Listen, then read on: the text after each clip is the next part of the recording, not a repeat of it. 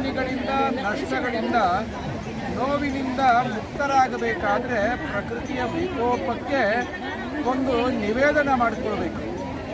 ಅದು ವಿಷ್ಣು ಸಹಸ್ರನಾಮದ ಮೂಲಕವಾಗಿ ಆ ರೀತಿ ಪ್ರಕೃತಿ ಮಾತೆಗೆ ವಿನಮ್ರತೆಯನ್ನು ನಿವೇದನೆ ಮಾಡಿಕೊಳ್ಳುವಂಥ ಒಂದು ವ್ಯವಸ್ಥೆ. ಆ ಪ್ರಕೃತಿ ವಿಕೋಪದಲ್ಲಿ ಸಮುದ್ರವೂ ಒಂದು. ಅನೇಕ ಬಾರಿ ವಿಕೋಪಗೊಳ್ಳುತ್ತೆ ಅನ್ನೋದು ನಮಗೆ ಗೊತ್ತಿದೆ.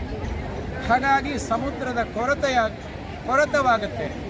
ಆ ಸಮುದ್ರದ ಕೊರತದಿಂದ ಊರುಗಳೇ ಮುಳುಗಿ ಹೋಗುತ್ತೆ.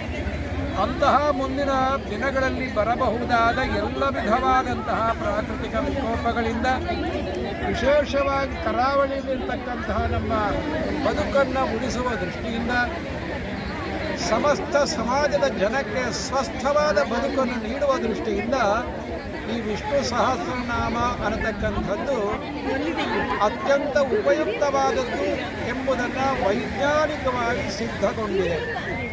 ಹಾಗಾಗಿ ವಿಜ್ಞಾನವೇ ಇದನ್ನು ಒಪ್ಪಿಕೊಂಡಿರುವುದರಿಂದ ಪ್ರಕೃತಿಯೂ ಅದನ್ನು ಸ್ವೀಕರಿಸಿದೆ.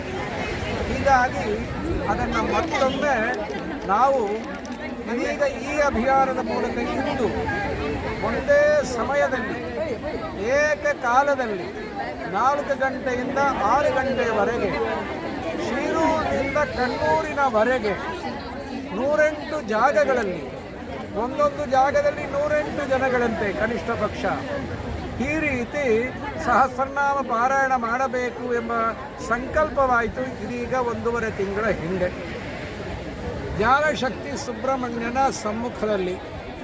ಅಂತಹ ಜ್ಞಾನಶಕ್ತಿ ಸುಬ್ರಹ್ಮಣ್ಯ ಷಣ್ಮುಖ ಅಂತ ಕರೆಯಲ್ಪಡ್ತಾನೆ. ಆ ಷಣ್ಮುಖನಿಗೆ ತೃಪ್ತಿಯಾಗಬೇಕಾದರೆ ಕನಿಷ್ಠ ಪಕ್ಷ 6 ಬಾರಿಯಾದರೂ ಸಹಸ್ರನಾಮವನ್ನು ಪಾರಾಯಣ ಮಾಡಬೇಕಂತೆ.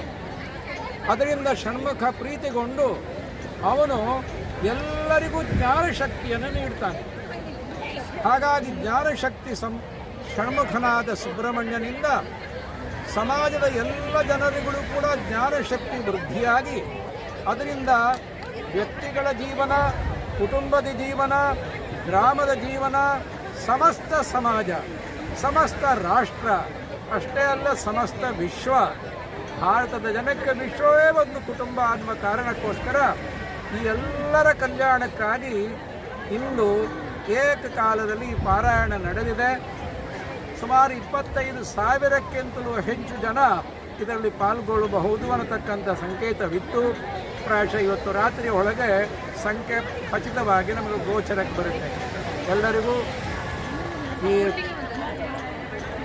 ಮಾಧ್ಯಮದ ಮೂಲಕ ಕೇಳ್ತಾ ಇರತಕ್ಕಂಥ ಎಲ್ಲ